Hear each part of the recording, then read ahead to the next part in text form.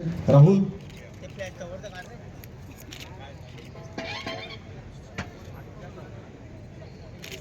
महाराष्ट्रातल्या वस्त्यांमध्ये काम केल्यानं समाज पाठीशी आला.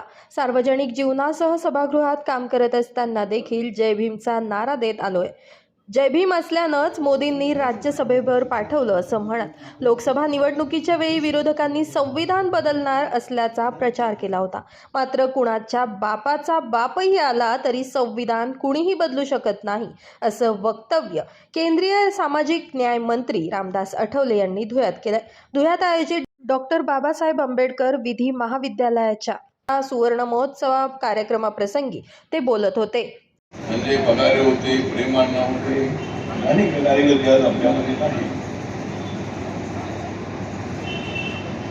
सगळेजण माझ्या पाठीमाग आपली कथेला होते. अनेक वस्तीचे लोक माझ्या पाठीशी नाही,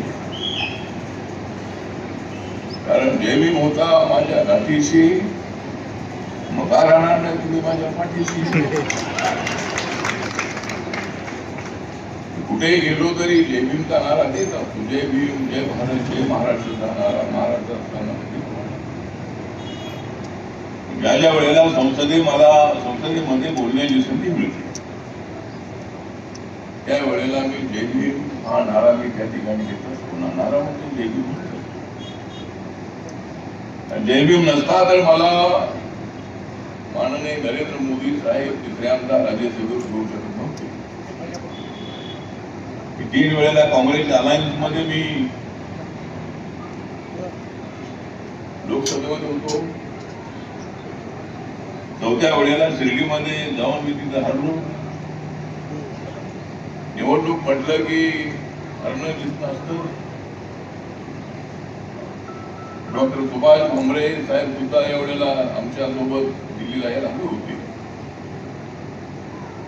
विरोधकांनी असा प्रचार केला की संविधान बदलणार आहे.